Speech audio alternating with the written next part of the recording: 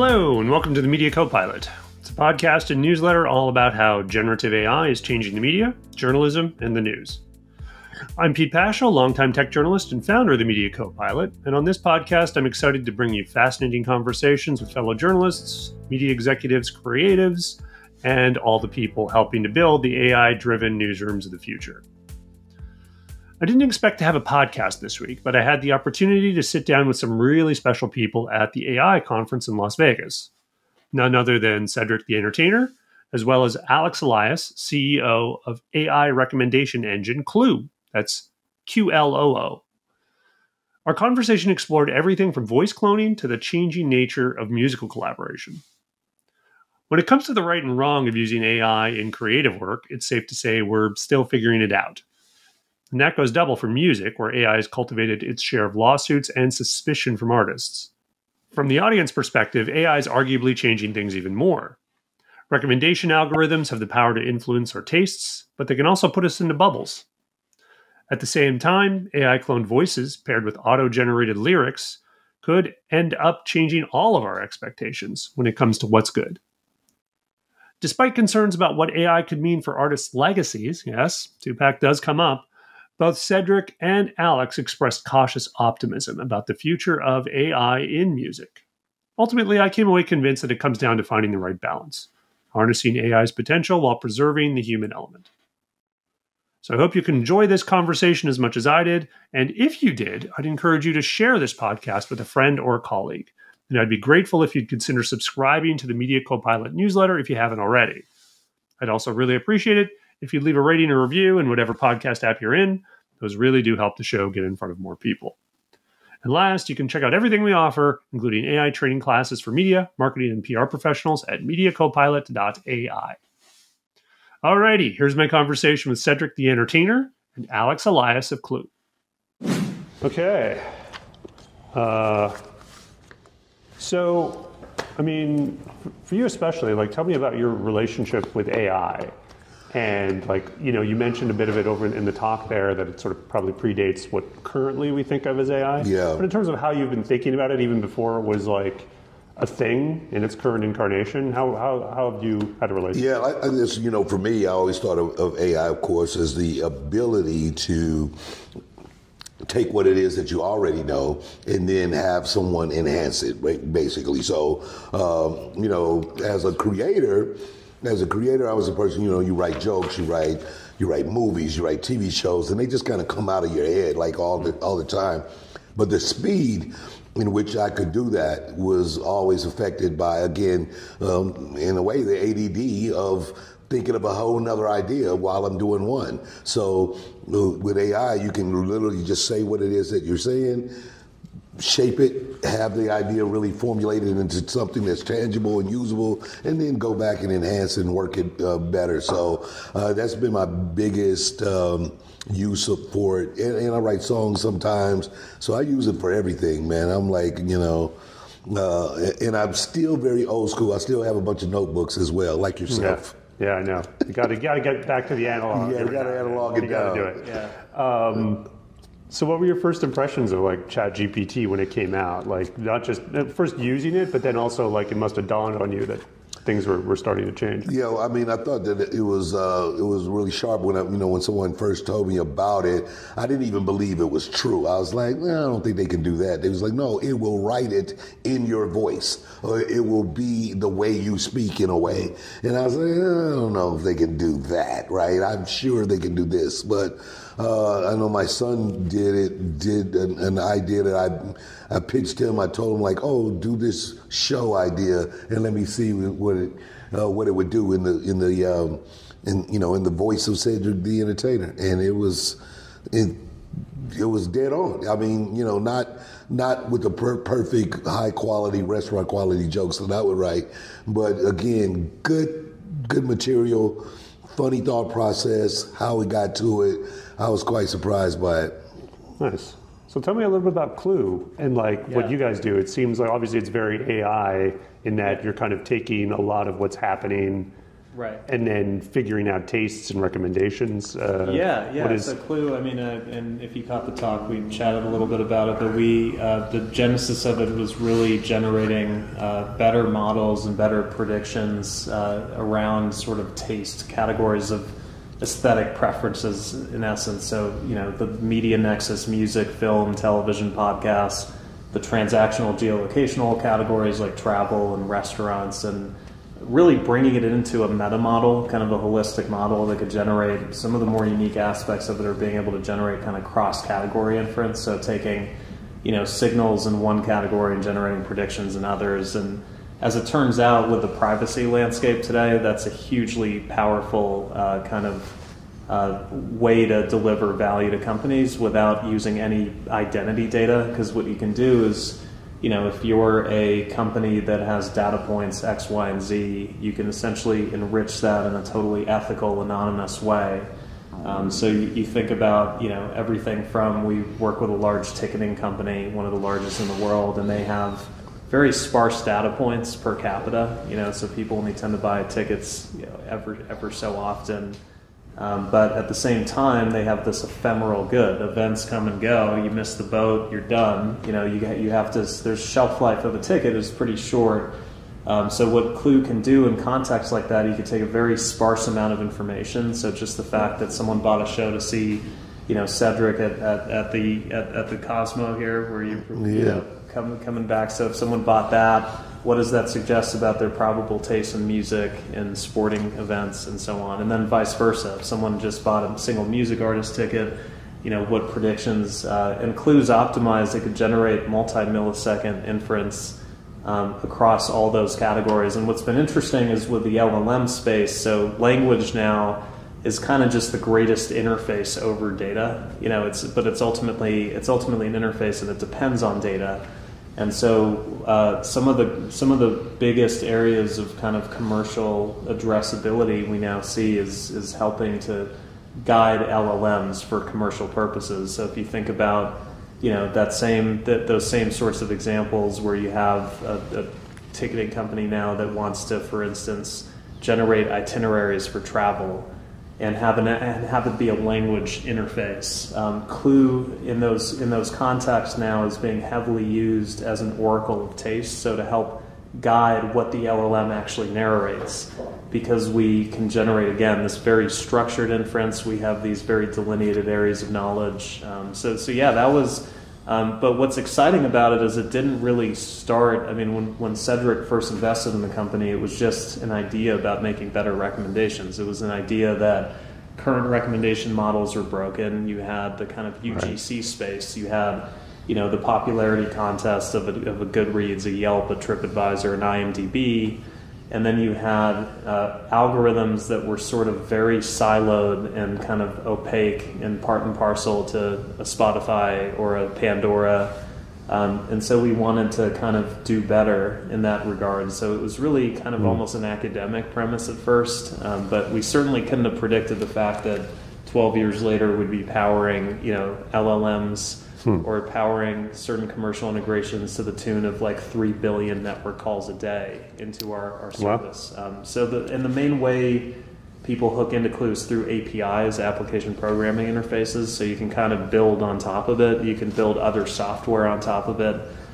It's real time. And then we acquired this company that we talked about, on stage called Taste Dive, which kind of puts us back at the roots of when we started the company. So Taste Dive is a pure play recommendation engine. A lot of the traffic is, you type in things like movies like anything. Like if I were to type in, on Google right now, movies like Rushmore, like show me movies like Rushmore or anything else, it's almost 9 times out of 10 the number one result.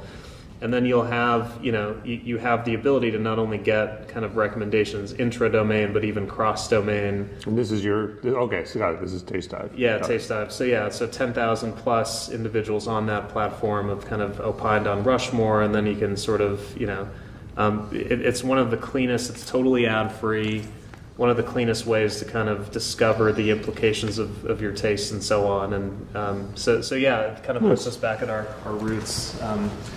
Yeah, I got to say, I kind of like when the guy asked his question. I had a lot of it resonated a bit with me because I feel like recommendations bring up a lot of questions. Like I think most folks have obviously encountered a recommendation engine encountered with something. I watch a lot of YouTube, and I feel like one of the big problems with the things it recommends me is it doesn't really, there's no real breakout of like, well, what about, and it might be a little different because I wasn't asking specifically, like in the taste thing you just showed me, it's like I specifically am asking deliberately, I want things like this.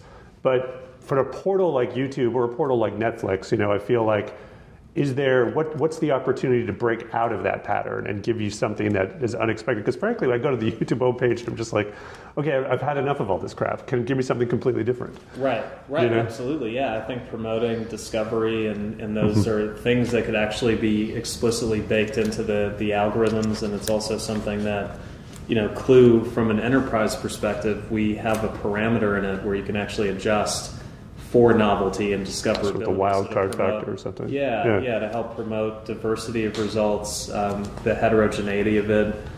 We worked with a large in-flight entertainment company that was programming for various flights, and they specifically wanted more heterogeneous results for certain legs, so that it wasn't, you know, it didn't just curtail the kind of what's being put in front of people. So yeah, there's definitely, you definitely want to break out of that bubble. Right, you know? at times. At times, Yeah. So I wanted to ask you about AI in music creation, if you don't mind. So the talk that preceded yours was actually a guy that was talking about his service that was about cloning artist voices and creating new songs, but in a legit kind of way, right? In a licensed kind of way. This is obviously a huge issue that's going on right now. What is your, like, and I feel like it fuels the friend or foe sort of framing that I think in a lot of people's minds. Just, I'd love your thoughts on that. What do you think of it? Where do you think it's going to go? You know, it was, you know, one thing I thought was this big Drake-Kendrick challenge that happened in the rap business, and Drake did what I thought was uniquely creative. However, it backfired on him as an artist. He used his ability to write, but used Tupac and so someone who had passed voice on the record. And I think he used Tupac and Snoop to write a West Coast diss record. And it was creative because as a writer, he was able to write a lyric and then use someone else's AI. And when you first heard it, I was like, that's crazy. That's super talented. But the pushback was immediate, like, it's fake, it's false, it's not Tupac, it's not, don't do that, right? Don't be Tupac using his voices and not be him. And and that's the first time I realized, like, yeah, as much as I love Marvin Gaye, I don't think I want somebody to write a Marvin Gaye song and then put Marvin Gaye on the voice now. Like, let the music and his art and him as this creative vessel and being, if it's over, it's over. That's what it was. So the uniqueness of his voice and his tone and those things I really like. You know, yes, would it be great to hear some new music nowadays? Prince, Michael Jackson, sure. But, you know, it's, I had to agree with, let's stop the line somewhere. So. Yeah, there's an interesting kind of a corollary with there's a pretty big tenor sax player who plays a lot at Lincoln Center, and I was chatting with him after a show, and he was describing the process of transcribing one of the earlier greats that he loved. I think it was a Sonny Rollins solo that he like nailed. Literally used any tune to kind of slow it down without affecting the pitch, and like got it down to an absolute T, a very complex line that he just loved, that moved him. And then he kind of described when he finally nailed it down to like millisecond precision and just the tonal characteristics of it, it kind of lost all its meaning. Like once he was able to perfectly produce it, and he was asking his wife, and he was like, "Why did this?" You know, and she's just like, "It's sort of it's like it lost that the human element of what was driving that for Sonny Rollins in that moment it lost its meaning essentially, which is kind of interesting because it was such a perfect reproduction of it. Yeah. But I could see kind of a similar uncanny valley with a lot of this, a lot of this stuff. Yeah, one of the stats the guy talked about was that there's hardcore music fans and people who travel to see shows and go see live things, buy all the albums, box sets or whatever, and then there's the majority of people who just put a playlist of songs that I like, and that's probably like he said 80%. I don't know if that's true, but it feels true. Yeah. And so if AI generated music that sounds like songs you like becomes very possible. It feels like that's going to be some kind of portion of music at some point. And, it's kind of like, how should we feel about that? And to your point, even if it's technically proficient, will people still have that resonance? And because in other words, could AI music, it's less about like, I'm not arguing the 80% statistic, it's more like how much of actual AI music will that be, if you know what I mean? Because if it isn't done by a human, you don't have those imperfections, would you even like it? Right. It's like watching a robot do gymnastics or something. It's like obviously exactly. it'll crush a human, but who knows if is that really going to be something people want to watch at the Olympics, or is it about the humanity of it? Yeah, totally. Yeah, I think and I kind of said that on stage. Unfortunately, you can't put it back in the box, because when you do it for the masses, I believe, like in the generations that grow up on it, they'll be missing that feeling anyway. They won't, because the way that they'll have to digest the music that's coming their way. So anybody that can figure out, the way to create music or create a feeling of a song that they love, and then I also have the algorithm to push it to you first, like the example of, this is the worst song, but I sold it to you so many times, I now don't hear the imperfection. Like, I just don't hear it. And so, to your point, it's gonna be a hard thing to keep, for people to understand what they're missing. They'll be like, what are you talking about? Like, you're missing it. It's true, because you think about like the Motown guys, they would bring in the wrecking crew of musicians that were they would be in the pocket, they could nail a session, and they would all do it live. Yeah. And now they would probably, those guys from the 70s and 60s rather, would probably look at music production today and be like, this is fake, This isn't like, you're not in the room actually creating this music. This is an asynchronous auto. I do a joke about it. It actually kind of killed in a lot of ways, R&B. I mean, and those great bands, almost in all music genres in a lot of ways, but especially for black music, in the sense that the Earth, Wind and Fire's, Ohio players, bands, you won't see them anymore. Everybody now is on computer, and the great music, I like to say, everybody's by themselves. Yeah. Drake's all alone, Rick Ross is by himself, Travis Scott's by himself, Kanye's by himself, Kendrick's nobody's in a group anymore. No, it used to be a group of people that it took to make music. All of us come over, be in my band, come in my house, you play the drums, I do this. Now I can do it right here, I don't need you, and I literally put it out, and I'm the man, and that's me. And so, and that's the way it is. And so, you kind of miss the, that spirit of what it takes to, put out something that, for the purposes of being, U2 or, the Foo Fighters, people that you love, Red Hot Chili Peppers, you think about how they hit you when the music comes on. But that's because everybody's different in the group, and they're bringing you something different that's showing up in one piece of product. The Beatles, of course, all these great performers. Yeah, I kind of worry about what the guy said, that it's sort of when not to use AI and when not to sort of do that, because I feel like you're right, that tapping into sort of that isolation trend, I feel like AI is probably going to exacerbate that. And I feel like not just in music, but in a lot of industries, I think about this with journalism and sort of making things easier for people early in their careers. Yeah. And that's the time when you really should be doing the reps the work in terms of the tedious work. How do you feel about it generally? Are you worried? Is it particularly with journalism and stuff? Is it do you feel that they'll just be lacking a muscle in a way? Oh yeah, I already see that. You know, like I not grew up, but like early in my career, I was like in magazines. And they're perfectionists at magazines. Yeah. Like little thing, because you have a month or a week to prep the thing, and like little things like line space. I had a tyrant editor who just completely like made me a perfectionist. And I've seen, even without AI, a trend with the internet and online and social media. People have just gotten sloppier. Right. You know, there was still a need for like copy and stuff. Now AI can kind of clean it up. Right. So it's like it's kind of even worse that we're getting first drafts now, and they're not really kind of inclined to do the work in the same way.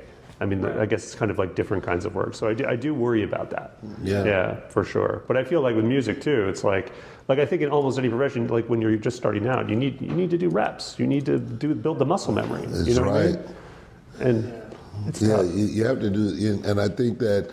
You see that it's also generational too. I mean, while you have great, kind of advanced thinkers, you also, to your point, you start to build a generation of people who don't want to do the reps, and so then it just becomes really lazy. It was what the professor was, kind of alluding to, and it's that kind of, letting the computer do what I know what I don't have to do, but I can take credit for it. Is a wild space for a human being to be in. It's like lack the finishing button, right? Exactly. So I'll take final questions. one last question. You said friend or foe. I'm asking you to forward-looking in the future, utopia or dystopia with AI.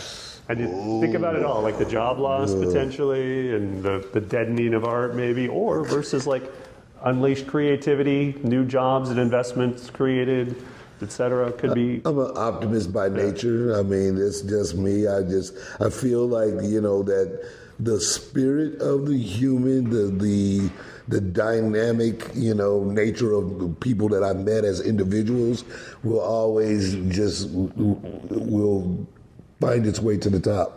It'll just be the best, and so I'm more euphoric in when I think about it. Yeah, perfect. I couldn't say it better than that. I agree. I'm an optimist. I think there's definitely risks, and as someone I play the saxophone, I love acoustic music. I mean, there's something very distasteful about it, kind of like as an immediate guttural response. But I think ultimately it'll be great for humanity, and it might even cause future generations to yearn for even more for that which is human. I mean, you think about how live shows now are, bigger and bigger thing in the age of YouTube. You would think that 4K television would make live be relevant. So what is it that people yearn for in that context? And, hopefully it'll make artists ultimately artists will have to do better and engage with it, and it'll be, if you're just kind of putting out undifferentiated material that doesn't really, then, there's a risk there for media. There's a risk to mediocre art and a risk to, I'm sure, mediocre journalism. And,